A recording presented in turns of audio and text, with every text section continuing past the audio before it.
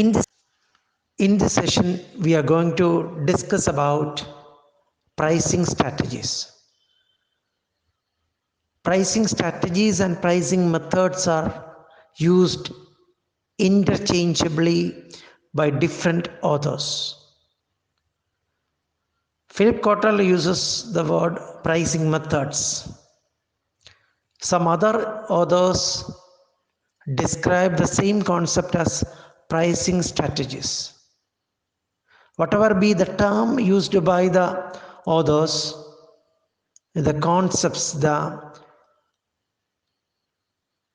are the same.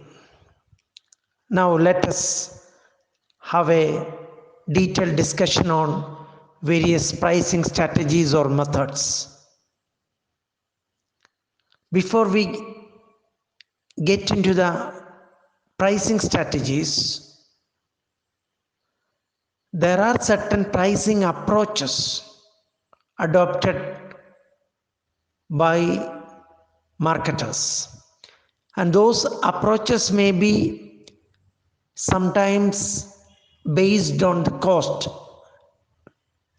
and such approaches are called cost-based pricing. Some other marketers may be having an approach of value of the product or service, perceived value of the product or service. Such approaches are called value-based pricing. And the third one is certain firms price their product as their competitors price their offers. So that approach is called competition-based pricing. So there is cost-based pricing, value-based pricing, and competition-based pricing. And specifically coming to the strategies or methods of pricing, the first one is called markup pricing. And markup pricing is a cost-based pricing, or we can say a cost plus pricing. And this markup pricing is the most elementary pricing method, a very basic pricing method. And in markup pricing, a standard markup is added to the cost. A plus is added to the cost of producing the product. And this markup pricing method ignores demand, competition, and perceived value of the product. The competition or the value being perceived by the customers for the product or service being offered, such things are not considered in markup pricing. And this is one of the very popular pricing technique because of the following reasons. It simplifies the pricing process, which means pricing is very simple in markup pricing. You calculate the cost of producing the product or offering the service, and to that particular amount you may add the profit, the plus that you want to have. Then that is the price of the product or service. So it simplifies the pricing process. And the second point to say that it is popular, the markup pricing minimizes price competition.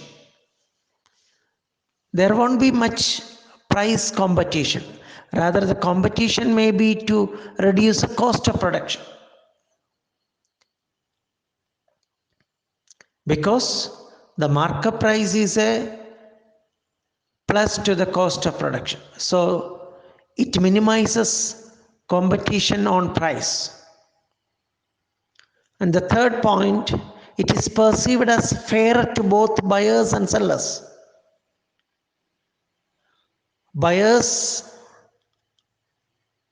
are getting product or service by giving a markup to the cost of production.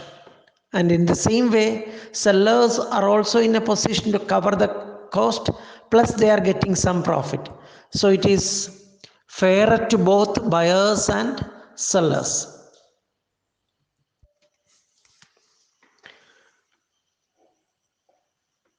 Let's see an example of markup pricing. Here the variable cost is 15 rupees per unit and the total fixed cost is 5 lakh rupees. And the expected sales is 1 lakh units. And the marketer would like to have a markup of 20%. Considering this information, the unit cost is equal to variable cost plus fixed cost divided by unit sales. Here the variable cost is 15 rupees and the total fixed cost is 5 lakh units and the expected sales is 1 lakh. So 1 lakh divided by 5 lakhs divided by 1 lakh plus 15, and that comes to 20 rupees per unit. So the unit cost of production or the cost of producing 1 unit of the product is 20 rupees.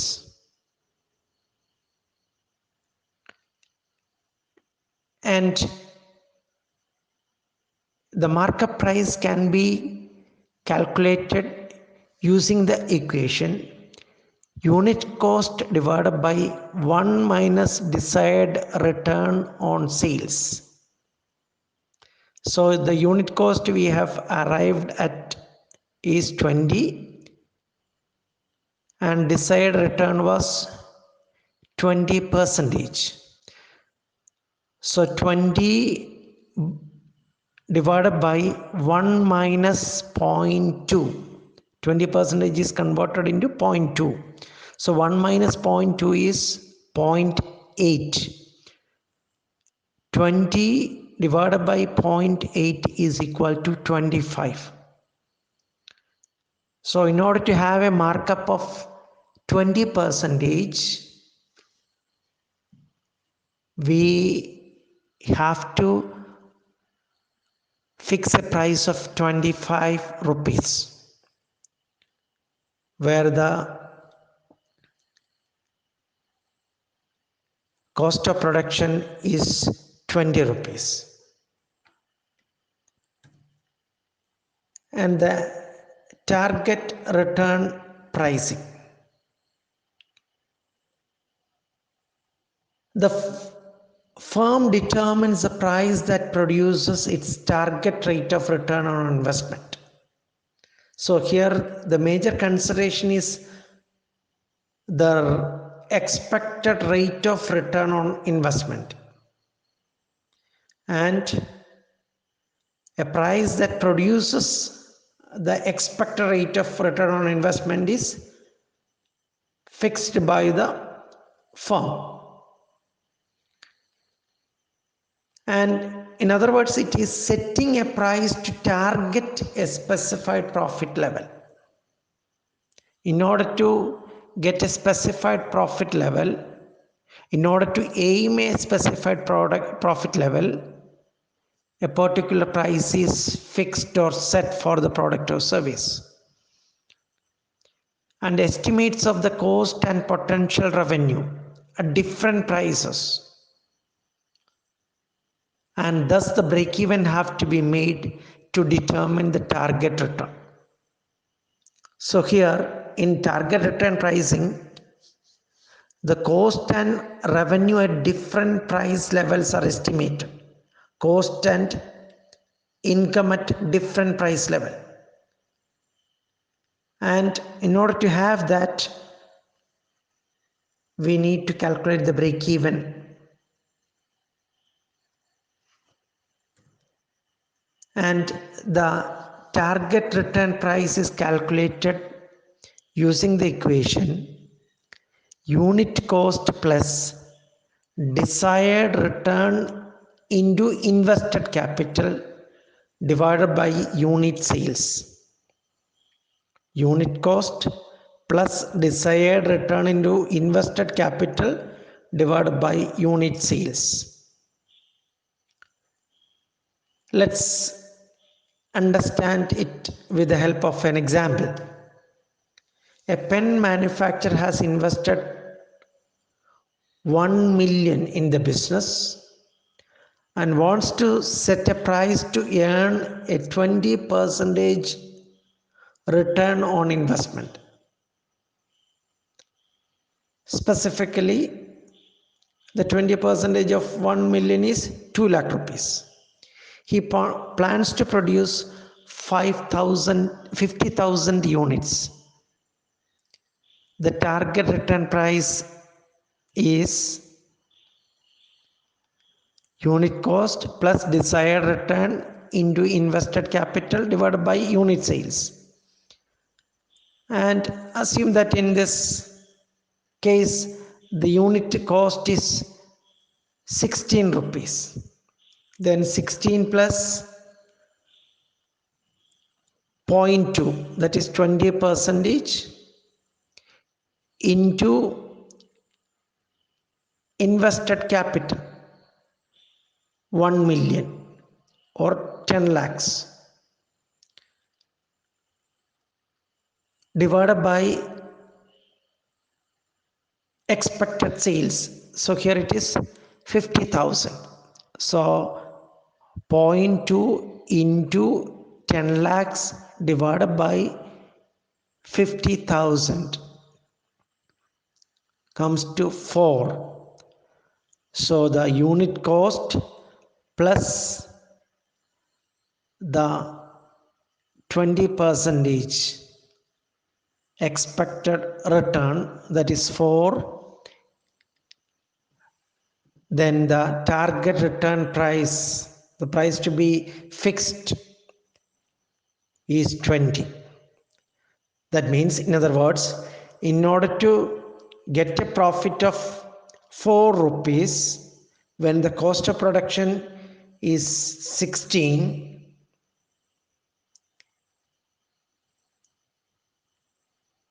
you have to fix the price as 20.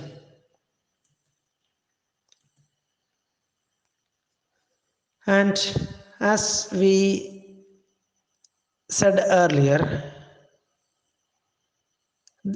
the target return pricing is based on break-even analysis. And break-even point we know is a point at which the cost is equal to the revenue.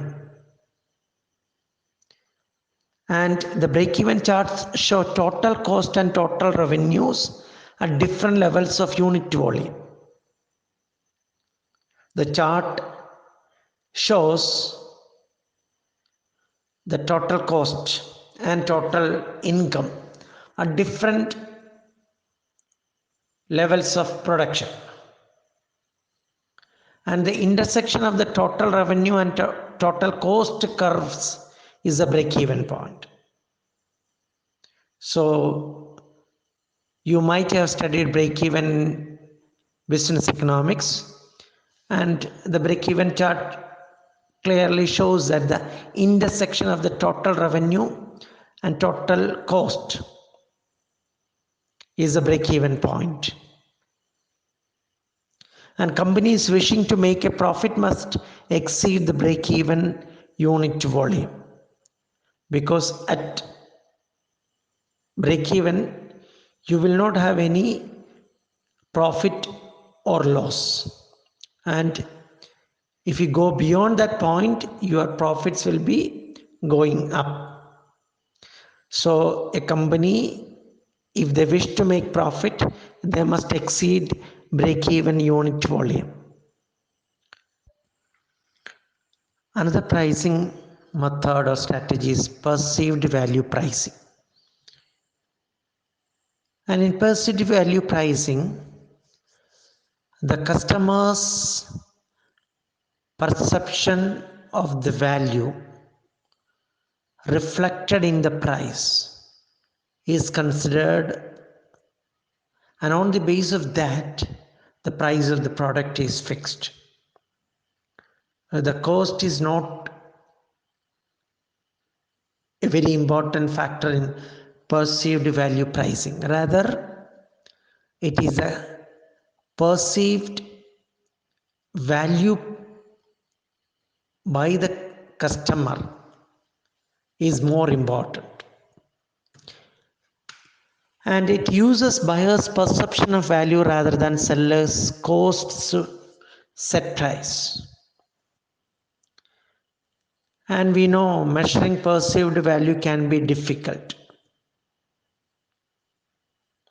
And perceived value is made up of inputs such as buyer's image of the product performance, the channel attributes, the warranty quality, customer support, supplier reputation, trustworthiness,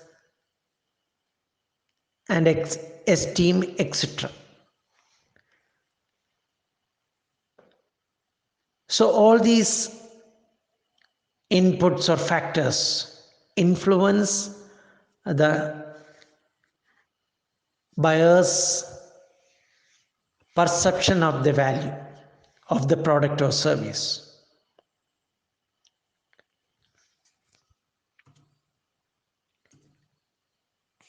And the price is set in accordance with customers' perceptions about the value of the product or service. Examples for perceived value pricing include status products, exclusive products, etc. And companies may be able to set prices according to the perceived value of the product or service.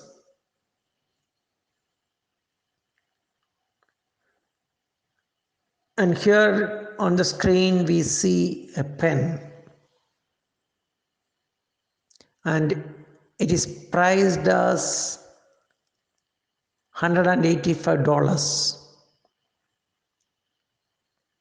And here the perceived value reflects more than just the functional benefits of a product. Rather than the functional benefit, it is a customer's perception of the value of the product. So this Parker pen has a higher perceived value than the functional benefit of the product. Another pricing strategy is called value pricing. And here in value pricing,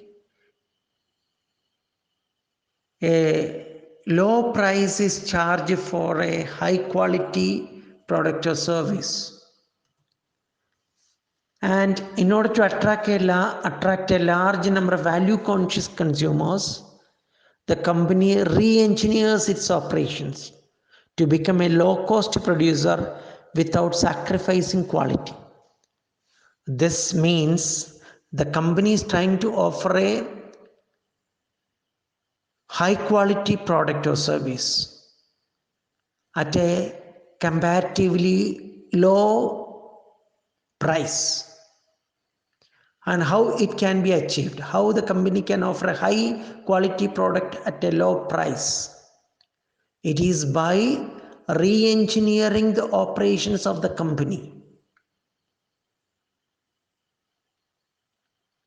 The company tries to reduce cost using different appropriate methods of production.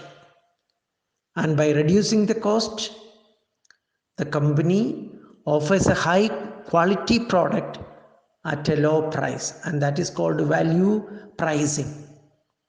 And by going for such a low price, the company can attract a large number of value conscious consumers because they are much concerned about the value of the product, but simultaneously they are concerned about the price of the product also. So in value pricing, you are trying to offer a high quality product at a comparatively low price. Introduction of less expensive versions of established brands has become common. Many reputed brands are introducing less expensive versions of their established brands to attract a large number of value conscious customers. And while comparing the cost-based pricing with value-based pricing, we can see certain differences. In cost-based pricing, the cost is a cost of production. Cost of product is an important consideration. And based on the cost of production, you are fixing the price for the product. And surely there is a value to the customer. But in value-based pricing, you are thinking about the value, perceived value that customers give for your product. So the customer's perception of the value, and considering that perceived value, the marketer fixes the price. Here the cost is not very important consideration. But in cost-based pricing, the cost was important than the value. But in value-based pricing, perceived value of the product by the customers is an important consideration than the cost of the product. That is the difference between cost-based versus value-based pricing. Then another pricing strategy is going rate pricing. It is a very popular pricing method in which the pricing is competition based. So it is going rate pricing is a competition based pricing. The firm bases its price largely on competitors' prices. A particular marketer may be fixing the price of their product on the basis of competitors' prices. For example, ITC may be fixing a price of their bathing soap on the basis of the price fixed by HUL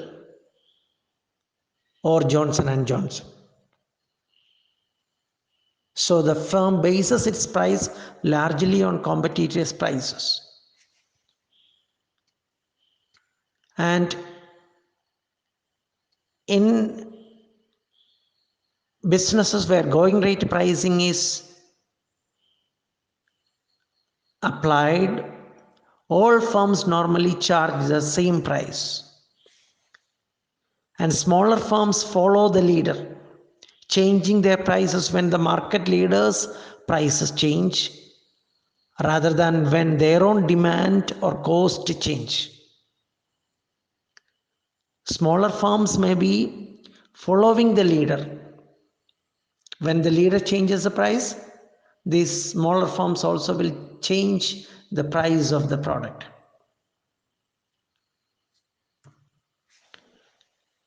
Some may charge a small premium or discount, but they keep differences. Whenever they change the price, the difference between the leader and the small firms or other firms are maintained. Some brands may offer some discount or sell their product at a rate lower than that of the market leader. Other popular brands may charge a premium. They may price their product at a higher amount than the market leader. So it is called going rate pricing. Then the other type of or another strategy of pricing is called auction type pricing or tender pricing. There are three major types of auctions. The first one is called English auctions or ascending bids. And there may be one seller and many buyers. The seller puts up an item and buyer quotes the price at which he is ready to buy. The highest bidder gets item. So in English auctions, the situation is that there is only one seller and many buyers.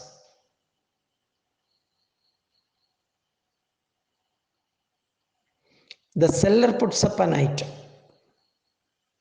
and the buyer is quoting the price at which they are ready to buy. Seller offers and the buyers quote the price at which they are ready to buy. And the buyer who quotes the highest price normally gets the item. So that is called English auctions or ascending bids. And the second type of auction is called Dutch auctions or descending bids. There may be one seller and many buyers or one buyer and many sellers in this kind of auctions. In the first type, where there is only one seller, the seller announces a high price and then slowly decreases until a buyer accepts that. Initially, a high price is declared and that amount is slowly reduced until a buyer accepts. In the other, that means one buyer and many sellers, the buyer announces something he wants to buy and the sellers compete to offer the lowest price. The buyer says he requires certain items. Since there are many sellers, they compete each other and they try to offer the required item at the lowest price. And the third type of auction is called sealed bid auctions. And in sealed bid auctions, the seller submits only one bid in a sealed cover. Normally, the lowest bidder is selected. And this is a method normally followed in government departments. For example, a particular government department wants to computer. So they invite bids or quotations. The sellers submit their quotation in a sealed cover. And after a particular period of time, the sealed covers are opened and the lowest bidder is selected and the products are purchased from that seller. That is called sealed bid auctions. Then another pricing approach is called penetration pricing. And in penetration pricing, price is set to penetrate the market. and low price to secure high volume. That is a consideration in penetration pricing. Because when a low price is fixed for the product, more people may come to buy the product, so they can have high volumes of sales. And this penetration pricing is typical in mass market products, chocolate bars, foodstuffs, household goods, etc. Small price so that many people will come and buy it. And this is suitable for products with long anticipated life cycles. And it may be useful if launching into a new market. If you are entering into a new market, this penetration pricing may help you to penetrate into the market. And another strategy is called market skimming. And this is high price, low volumes. And through this, you are skimming the profit from the market. You are tapping the profit from the market at the earliest. And this market skimming is suitable for products that have short life cycles or which will face competition at some point in the future. Example, after a patent runs out. Before other competitors come, you skim the maximum profit from the market. You get maximum profit from the market. For example, for market skimming, jewelry, digital technology, new DVDs, PlayStation, etc. These market skimming strategies applied or adopted. Thank you.